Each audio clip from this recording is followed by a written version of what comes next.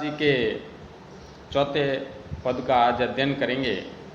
इसमें गोपियाँ उद्धव जी को उलाहना देती है कि हे उद्धव, भगवान कृष्ण है, अब उन्होंने राजनीति करनी सीख ली, अर्थात वे और चतुर हो गए हैं।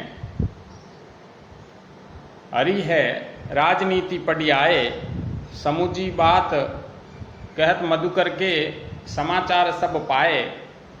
एक अति चतुर होते पहले ही अब गुरु ग्रंथ पढ़ाए। बड़ी बुद्धि जानी जो उनकी, जोग संदेश पठाए। उद्धव भले लोग पहले के या आगे के, परहित दौलत धाए। अब अपनो मन फेर पाइए, चलत जो होते चुराए।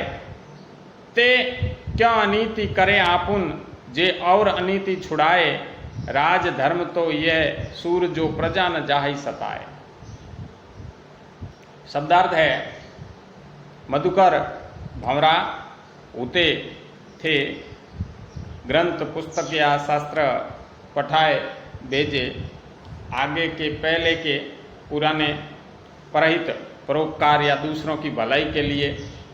दौलत धाए दौड़ते हैं, फिरते हैं, भाग दौड़ करते हैं। फेर पाइए, फिर से पाएगी या पुनः प्राप्त कर लेगी। चलत चलते समय या जाते समय, जो उते चुरा लिया था। अनीति अन्याय, आपुन स्वयं के लिए, जे जिन्होंने और दूसरों को छुड़ाए बचाए, जाई सताए सताया जाना। व्याख्या, गोपियाँ कहती है, हे उद्धव, हमें लगता है कि श्री कृष्ण ने अब राजनीति पढ़ ली है और उनके व्यवहार में राजनीति को जैसा छल कपट झलक रहा है।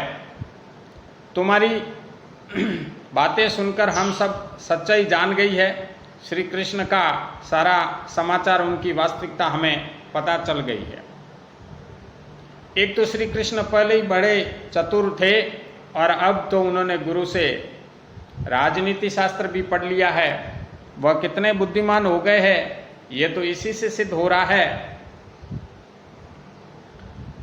कि हम प्रेम करने वाली प्रेम की उपासिकाएं हैं। उनको समझाने के लिए उन्होंने योग का संदेश भिजवाया है।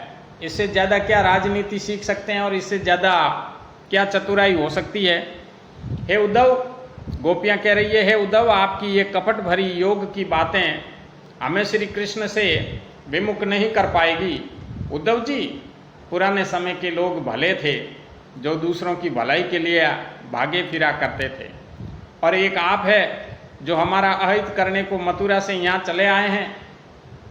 चलो, आप हमारे साथ इतनी ही भलाई कर सकते हो तो कर दो कि श्री कृष्ण जाते समय हमारा जो मन चुरा कर ले गए थे वह हमें वापस कर दो। अर्थात हमारा मन कहीं दूसरी जगह लगता नहीं है।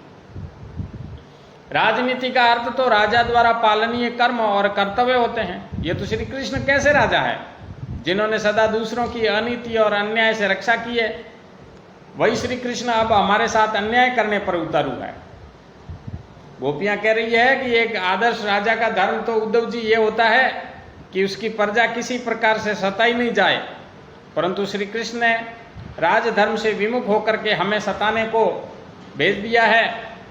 आपको हमें सताने के लिए भेज दिया। अर्थात गोपियाँ प्रेम करती थी, अर्थात योग नहीं कर सकती थी, फिर भी उद्धव को योग करने के लिए भेजा है। गोपियाँ कह रही है, उद्धव जाइए और आप अपने मित्र को समझाइए कि वह अनीति को त्याग कर हमें इस विरह व्यथा से मुक्त करें। इस प्रकार गोपियों ने उद्धव को कहा कि श्री कृष्ण ने चतुराईपूर्ण काम लिया है। हम प्रेम में जो विरह वेदना में तड़प रही है, उसके उपरांत भी आपको हमें समझाने के लिए भेजा है। ऐसा व्यंग्यात्मक संवाद गोपियों और कृष्ण के बीच में। इसमें कुछ विशेषताएं हैं। इस पद में सरल और सरस ब्रज भाषा का प्रयोग किया गया है,